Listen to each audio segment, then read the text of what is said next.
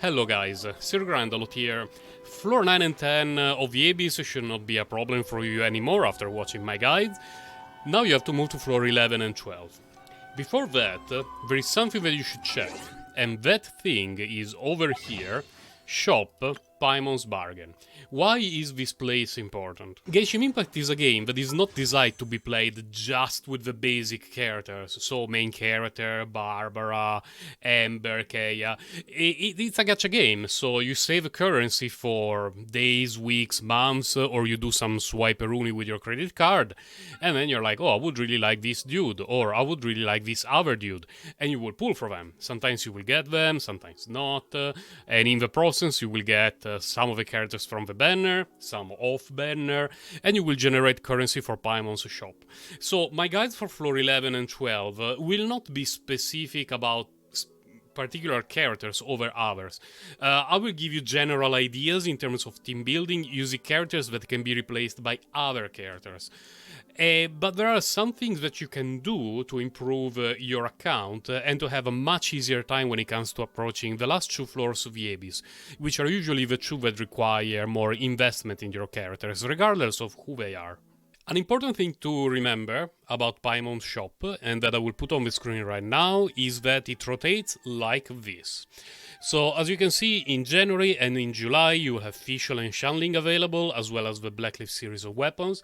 In February and August, I'm recording this on the last day of August, 31st of August, so that's why on the screen you will see Beidou and Noelle. But if you watch your shop tomorrow, you will have Ningguang and Xingqiu in the shop, and so on and so forth. They will keep rotating.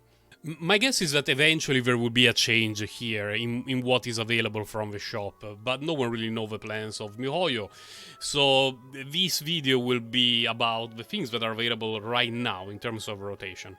I know it's 2022, so people want to get straight to the point, so I will put on the screen now a too long didn't watch with a chart of which characters to prioritize and which one will be an easy skip and which one may require a little bit of more thought. And the rest of the video from now on will be mostly ranting about those characters and giving you an explanation for my chart, for my classification of their value. We will start from the very bottom of my rating chart with Barbara. Barbara is not necessarily bad, but you get her for free.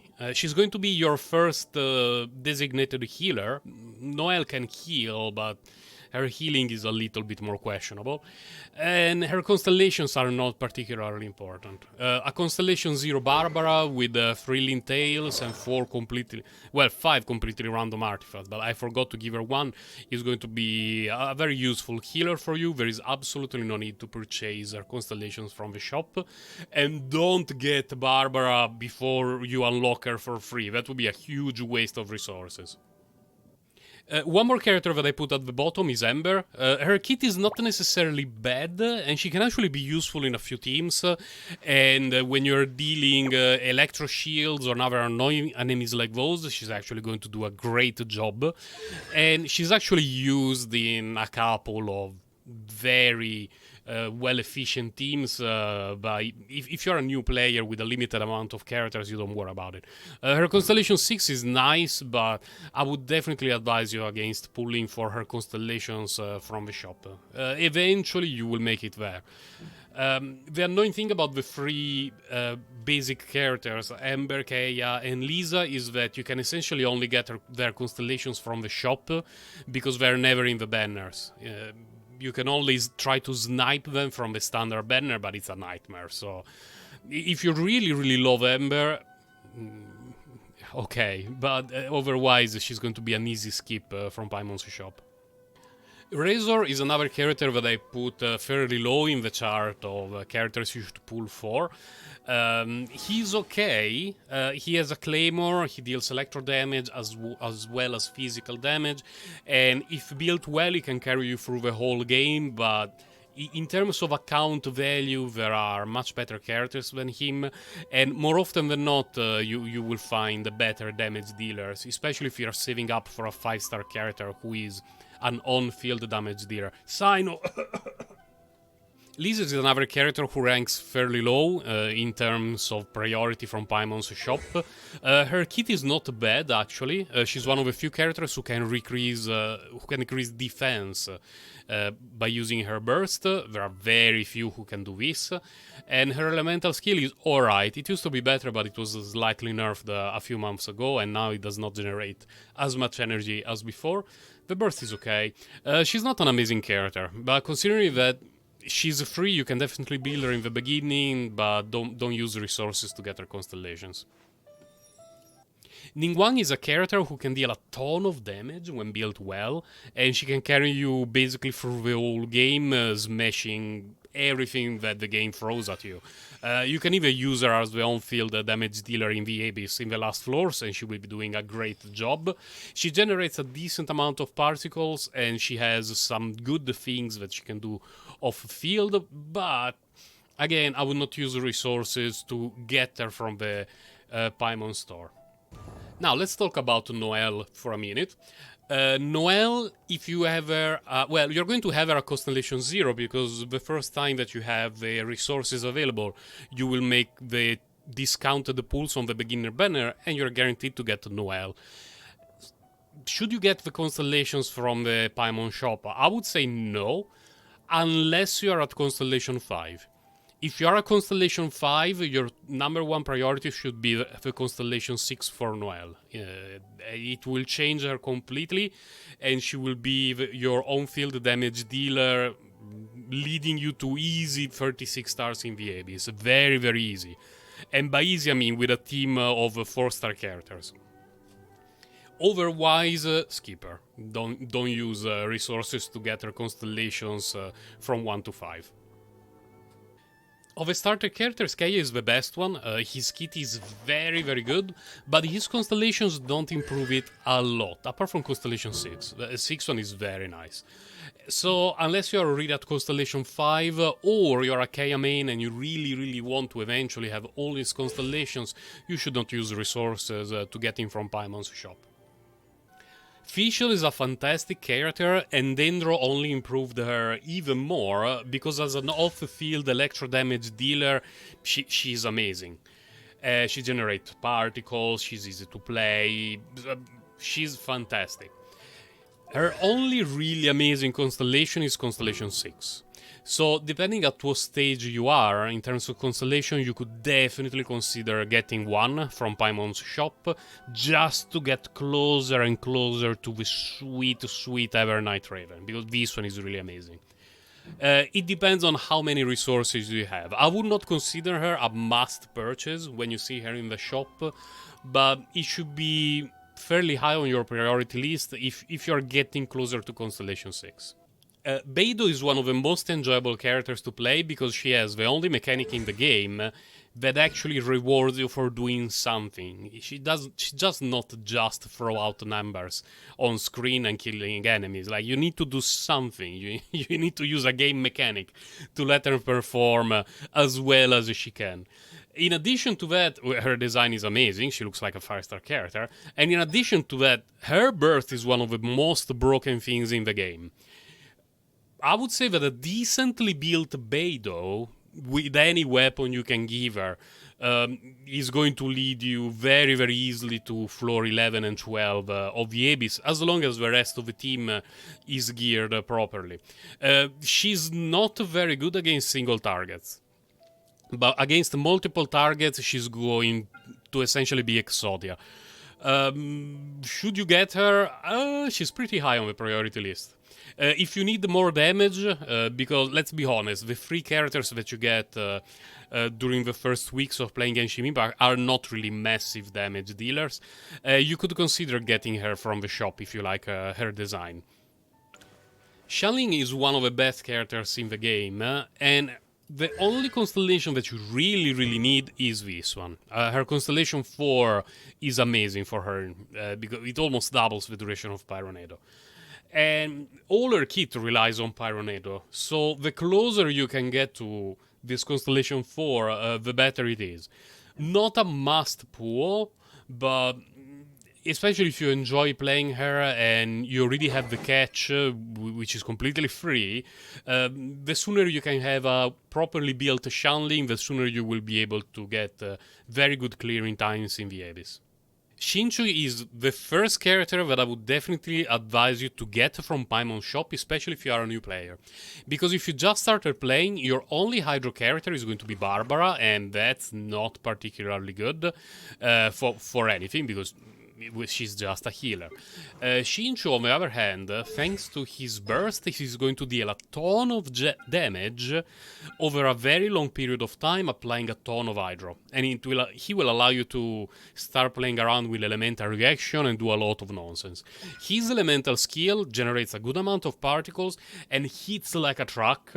The first time that you build a Xingqiu and you go to use the elemental skill on a hilichurl, you'll probably be quite shocked about the amount of damage he can deal. His only issue is that the elemental skill has a very long cooldown, and this is the reason why, if you have a sacrificial sword, you should really give it to him. I would consider him a must-have if you are a new player and you don't have Yelan, you don't have Kokomi, or you don't have another Hydro character who can help you with Hydro application and Hydro stuff related things. But he's not the most must pull in the game. Bennett is the most broken character in the game. He heals, he generates energy, he deals damage, he buffs everyone in the team. He's absolutely broken, and he's going to make your adventure in Genshin Impact and your trips to the Abyss much easier. He only has one minor issue, which is that his burst has some hit point restrictions, meaning he can only heal you when you fall under 70% of your hit points, and he will only buff your attack if you are above 70% hit points. Once you get his Constellation 1, all those requirements are gone, and he will provide even more attack.